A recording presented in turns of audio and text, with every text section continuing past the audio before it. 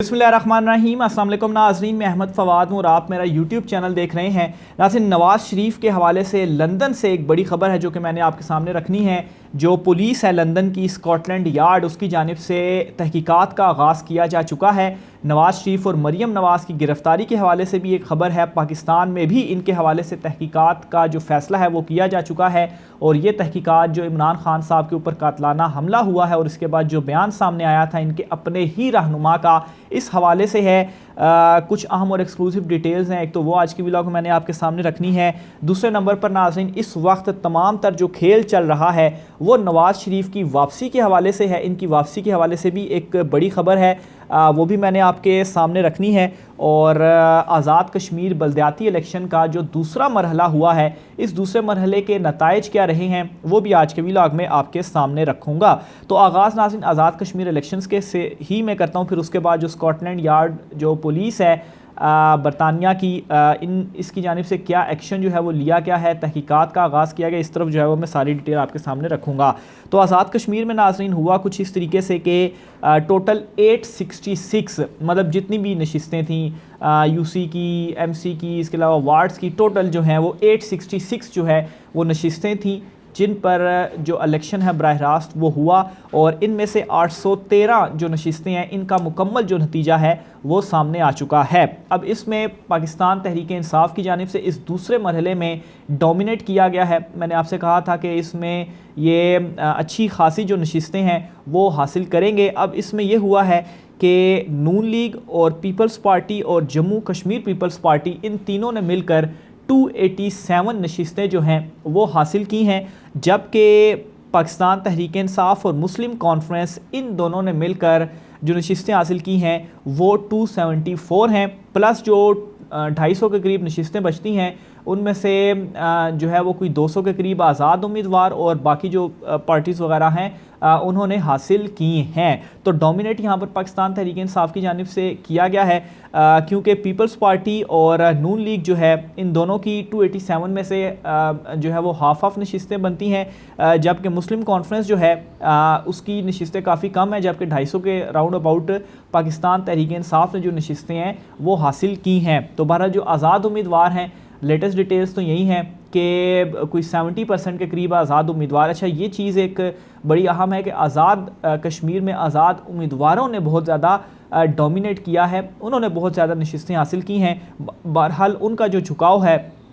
वो पाकिस्तान तहरीक इंसाफ की तरफ है और वो शामिल होने जा रहे हैं पाकिस्तान तहरीक इंसाफ में। तो यूँ पाकिस्तान तहरीक इंसाफ ये दूसरा मरहला जो है वो भी अपने नाम कर चुकी है। पहले मरहले में काफ़ी ज़्यादा इक्वल जो रिज़ल्ट्स थे वो रहे, कोई एक जमात ने ज़्यादा डोमिनेट नहीं किया, लेकिन वो मुज़फ़्फ़राबाद में जो ज़्यादा जो है वो ग्रिप थी वो नून लीग और पीपल्स पार्टी की ही थी। पाकिस्तान तहरीक इंसाफ जो थी वो वहाँ पर ऑलरेडी तकसीम थी और वो वहाँ पर कुछ ज़्यादा मजबूत भी नहीं थे। लेकिन जो सेकंड फेज़ में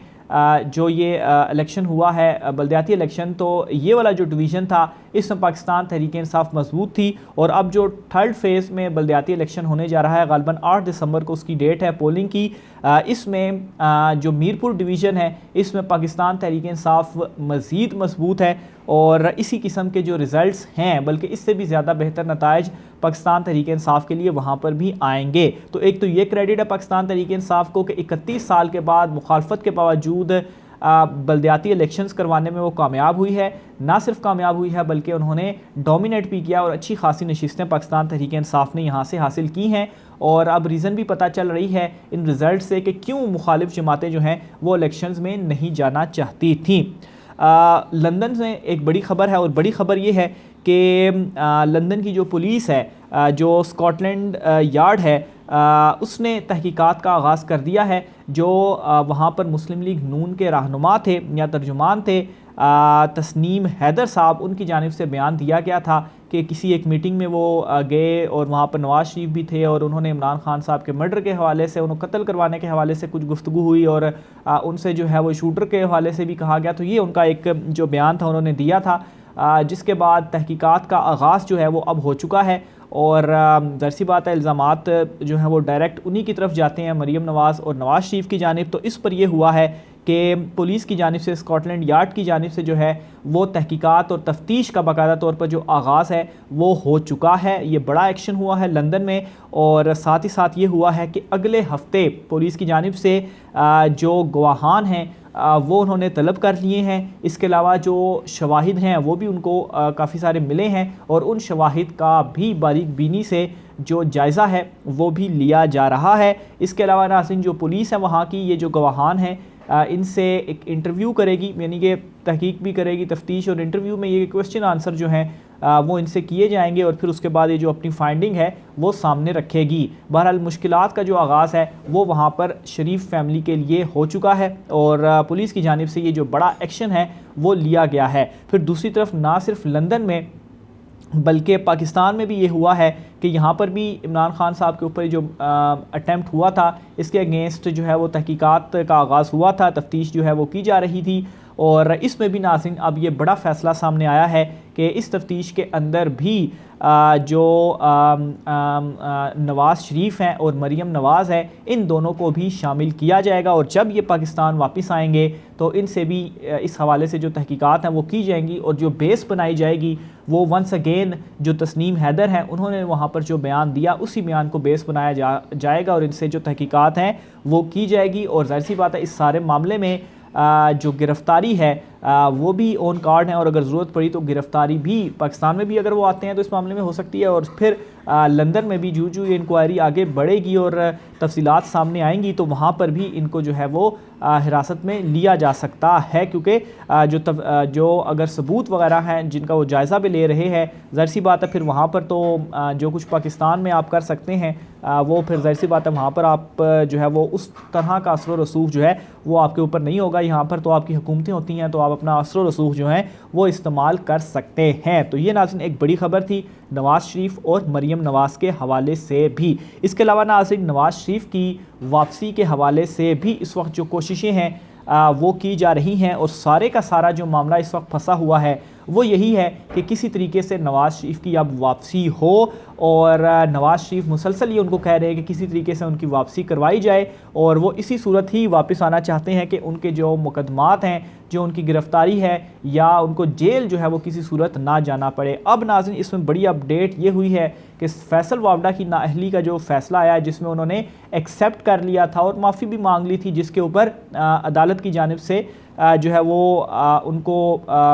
62 की बजाय 63(1)(c उनके ऊपर लगाया और एक मुद्दत के लिए नाअहल किया। अब नाज़रीन ये डिस्कशन शुरू हो चुकी है मुस्लिम लीग नून के अंदर भी कि इस फैसले की बुनियाद पर नवाज़ शरीफ की जो नाअहली है उसको भी चैलेंज करके जो है अगर वो 5 साल के लिए या एक मुद्दत के लिए हो जाती है तो फिर नवाज़ शरीफ भी वापस आ सकते हैं, उनका सारा मामला ख़त्म हो जाएगा और नाअहली जो है वो भी ख़त्म हो जाएगी। लेकिन नाज़रीन इसमें एक इम्पॉर्टेंट चीज़ ये है कि नवाज़ शरीफ की अगर नाअहली ख़त्म करनी है तो जो एक क्वेश्चन भी सामने आ रहा है कि क्या फिर नवाज़ शरीफ जिस तरह से फैसल वावड़ा ने एक्सेप्ट किया तो नवाज़ शरीफ भी वो तमाम तर चीज़ें एक्सेप्ट करेंगे, क्योंकि नवाज़ शरीफ ने अभी तक एक्सेप्ट नहीं की हैं चीज़ें। तो अगर नवाज़ शरीफ एक्सेप्ट करते हैं तो फिर इसका मतलब है कि वो जो कुछ सब कुछ हो रहा था वो ठीक हो रहा था, और नवाज़ शरीफ ने उस वक्त भी जो एक बयानिया बना रहे थे कि ये मैंने नहीं किया, वो मैंने नहीं किया, तो वो सब कुछ गलत था, तो फिर उनको एक्सेप्ट करना पड़ेगा, माफ़ी बाकायदा तौर पर मांगनी पड़ेगी, क्योंकि फैसल वावड़ा की जानिब से यही किया गया।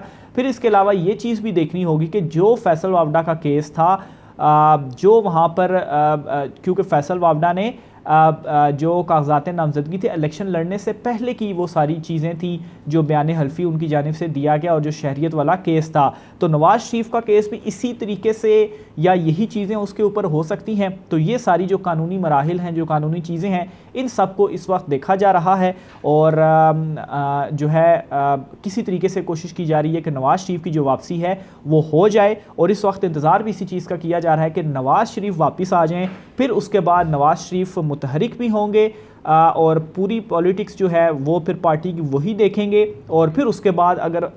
इलेक्शन में जाया जाता है तो फिर इलेक्शन कैंपेन भी वो ख़ुद ही करेंगे और इलेक्शन भी वो ख़ुद लड़ेंगे। और इस हवाले से राना सनाउल्लाह और दीगर रहनुमा जो हैं वो भी बयान दे चुके हैं कि नवाज़ शरीफ इलेक्शन से पहले वापस आएंगे। तो ये नाज़रीन इस वक्त नवाज़ शरीफ की वापसी के हवाले से भी जो मामलात हैं वो चल रहे हैं। मज़ीद डिटेल भी आपके सामने मैं रखता रहूँगा। आज के व्लॉग से इतना ही, मुझे इजाज़त दीजिए, अल्लाह हाफ़िज़।